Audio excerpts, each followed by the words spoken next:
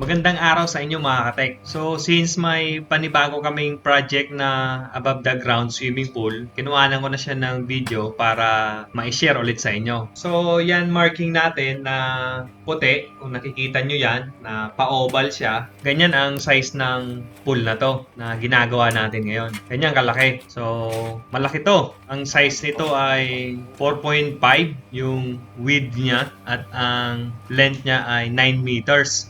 So, 4.5 by 9 meters. So, yung una natin ginawa na video noon, na above the ground swimming pool, ay maliit lang yon. Nasa 3 meters lang yon eh. So, itong pool na to, na ginagawa natin ngayon, mahaba na at malapad pa. Kung sa Pilipinas to ay parang ano na to eh, parang size na ng bahay to eh. Pwede ka nang magtayo ng ganitong kalaking bahay, di ba? So, kung interesado ka katek sa video natin ngayon, ay pagpatuloy mo lang ang panonood mo at magkwentuhan na rin muna tayo habang nagtatrabaho kami. Maya-maya ay paparinig ko sa inyo kung ano yung salita dito. Ang salita dito is Malay. So, mamaya ikakat ko yung boses ko at para naman meron naman kayong ibang marinig na boses, hindi lang puro si Pinoy katek ang naririnig ninyo. Baka masawa na kayo eh. Sana wag naman. So, ang plano kasi dito sa swimming pool na to ay lalagyan ng bubong. Gusto ng may-ari na meron siyang bubong yung pool niya. So, habang nagtatrabaho kami ay meron din mga kababayan tayo dito, mga Pilipino na nagtatrabaho rin para sa bubong. So, sila ang gagawa, mga Pilipino, mga kababayan natin. At maya-maya ipaparinig ko sa inyo yung kwentuhan namin. Mas maganda nga may Pilipino nagtatrabaho dito eh kasi kwentuhan na rin habang nagtatrabaho, di ba? Hindi boring. Hindi boring ang trabaho. So, first day of work natin ngayon, ang plano natin ngayong araw ay maghuhukay tayo ng 15 centimeters or kulang-kulang 6 inches. So, yan ang plano natin ngayong araw. Huhukayin muna natin yan, yung pa-oval na yan. So, tatanggalin natin ang lupa na ganun kalalim. So, hindi basta-basta to at mahirap to kung hindi ka sanay maghukay ay sasakit ang katawan mo nito. So, ako medyo sanay na sa mga ganitong trabaho. So, kung hindi ka sanay sa ganitong trabaho, sigurado sasakit ang katawan mo. Baka hindi ka pa makapasok kinabukasan eh. Ako, medyo ano na ako eh. Medyo sanay na tayo sa ganitong trabaho eh. Nasanay na tayo. Nahasa na tayo dito sa abroad. Kailangan eh. So, kailangan natin magtrabaho. Hindi tayo dapat complain ng complain. Kung ano ang trabaho ay sundin lang natin at gawin lang natin. Eh, ang hanap naman natin dito ay pera eh. Kaya naman nga tayo nagtatrabaho abroad, di ba? Yan ang number one na rason natin, reason natin para kumita ng dolyar, di ba?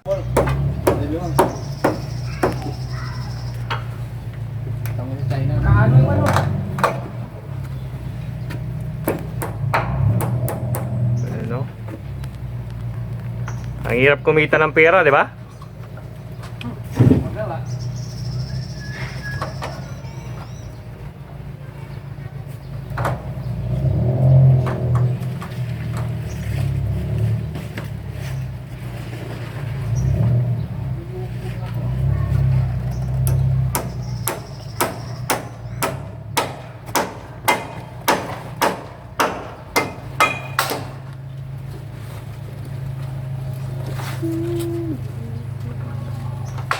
So, lahat na pagod at magbe-break muna kami ng 15 minutes. So, iinom muna kami ng malamig na tubig. May malamig na tubig kami dyan at grabe kasi ang init dito eh. Parang grabe tagos na tagos sa ulo yung init. Grabe, parang magka-crack yung ulo mo eh. Lalong-lalo na kung wala kang sombrero. Kailangan may sombrero ka at damit na pang ninja para hindi ka masyado tabla ng init ng araw. So, pakinggan nyo muna yung kwentuhan namin habang nagpapahinga. Banyak po ito. Mana tingo kayang kamubinik? Yung paser? Hanggang ngayon, ang Marawi, maraming hindi bumuto na bomba. Oo. Meron dyan, may mga landmine na Ito, tinalim. kaibigan ko. Wasak dito. Kaibigan nito ng Armalite niya daw. Gaano sila ng Armalite niya. O tatirahin ng sniper. Wasak ko. Buti dito tinamaan. Putol. Hanggang dito yan. Grabe pa naman yung Group. sniper ng Group. Yan yun eh. Barret. Ano? Barret yan. Hindi mo pwedeng ilagay dito yan. Oo. Kailangan Sadya? Depende pa sa klase ng caliber mo. Barret nga. ganito. Yung Ang ano mo. Dapat nakadapa ka, no? Yung nakadapa ka talaga. Sniper doon, barret Hindi, yung baro ano ba? Baro Hindi, meron silang caliber. Barret, Baba. hindi mo 50 pwedeng. caliber minsan. 30 caliber Sniper caliber. na pala. Pang long distance eh. Tatlo yung namatay siya. Kasi yung bala niya mahaba. Tagusan. 50 caliber yun. Malakihan. 50 caliber, oh. Pagka yung merong maliit yung 30 caliber pero Wala may long bayan distance. nyo ah. High power yan. Oo, eh, kita mo. Lalo na yung Sana. mga single shot na ano. Garan. Yun. Mindanao. Single shot talaga na pang sniper. Sniper, Garan. record. Garan important. Oh. High Garan. power Yeah, yan. pero meron pa silang yung talagang iba na ngayon, yung mahaba talagang tubo na yung pinaka-barrel. Oo. Mga 30 caliber, at 50 caliber. Yung Yung barret na, 50 miles. Single ano. Single ano yun. Mahabang pala yun. Yung 50 miles na bawat Kada putok. putok.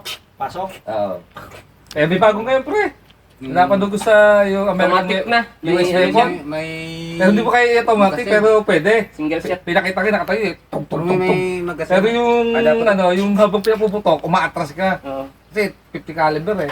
Tinesting nga para sa kotse. Malayo eh, para ito yung kanto. Yung kotse sira na pero may makina. Sabi ko, tumbling eh. Lakas ano?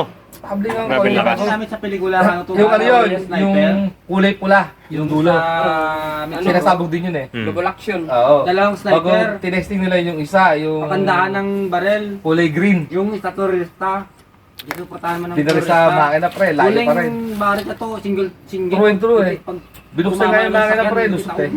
Lahat ng kranahe ang haba bukas. ng ano, ng... Eh, Lakas. maliit na pakal yun. Lakas. Maliit lang tama niya sa umpisa pag sa dulo. Ay, Wasak. wasak yung crankcase eh. Masakyan. Pero Kasi hindi umano yung kotse, hindi. yung Parang doon, gumanon doon. doon eh. Yung sambala, yung green. Green ng dulo. Pag sa Tinignan niya nga yung makina. Sinilip.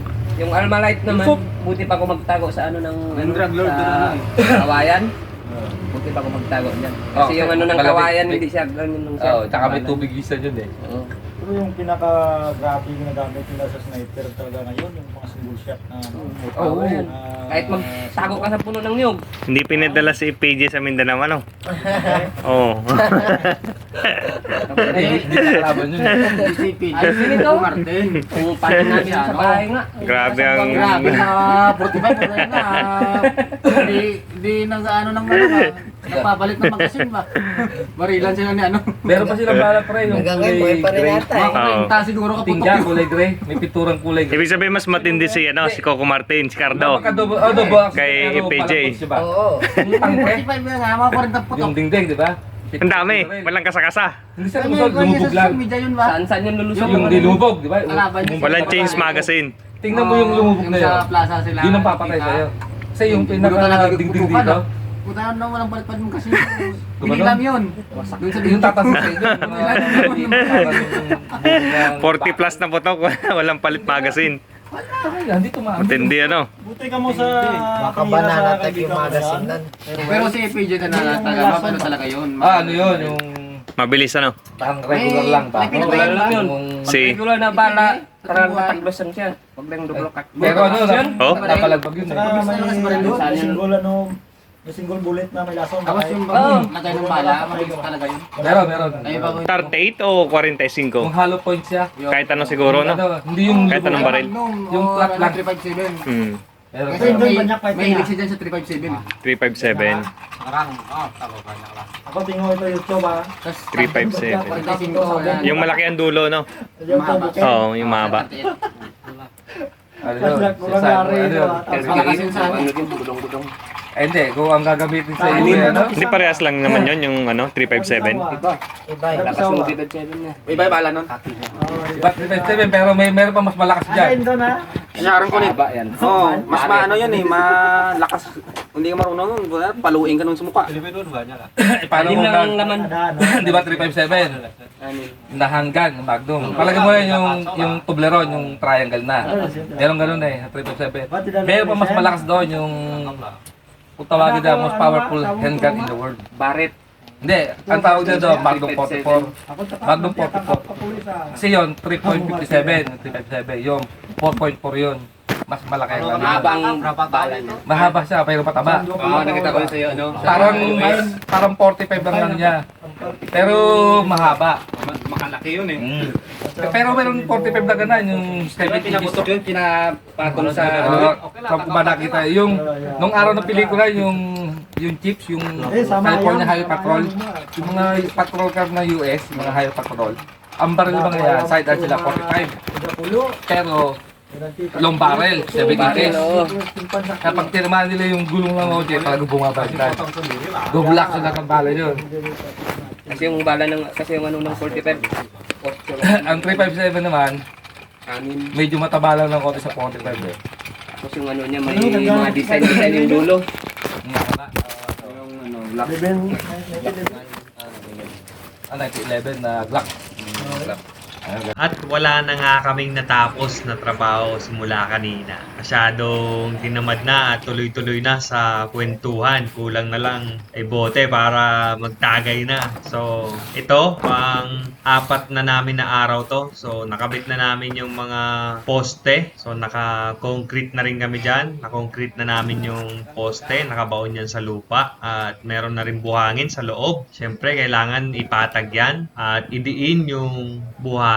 So, i-compact pa yan para mas lalong lumubog ang buhangin at mag-compress siya, tumigas para hindi siya lumulubog pagka inaapakan ng paa. Kasi pag hindi, ganyan ay lulubog yung paa mo pagka ganyan lang yan. So, kailangan pa namin i-compact yan. Nailagay na rin namin yung wall na yan, yung parang lata ng sardinas. Kasi medyo manipis lang yan eh. Manipis lang yan. So, ito yung return. Yan yung butas na yan. Return to pool or pabalik sa swimming pool. At dito naman yung skimmer. Yan yung higop. Then, doon sa maliit na butas na yun, yan yung buga. So, ayan, na concrete na namin yan. So, ito yung pinaka-pundasyon ng poste ng swimming pool. Naka-concrete yan. Sementado yan. So, tatlong poste yan. Tatlo sa kaliwa, tatlo din sa kanan. So, 6 lahat ng poste ang may buhos. So, sila yung pinaka-pundasyon. And then, the rest is mga plastic na lang yan. Yung mga sa dulo na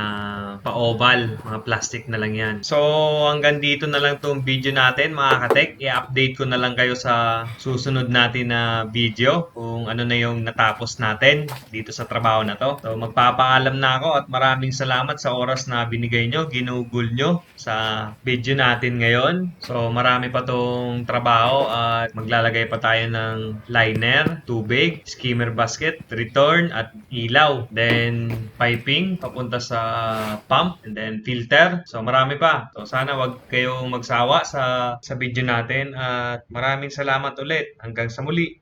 Paalam.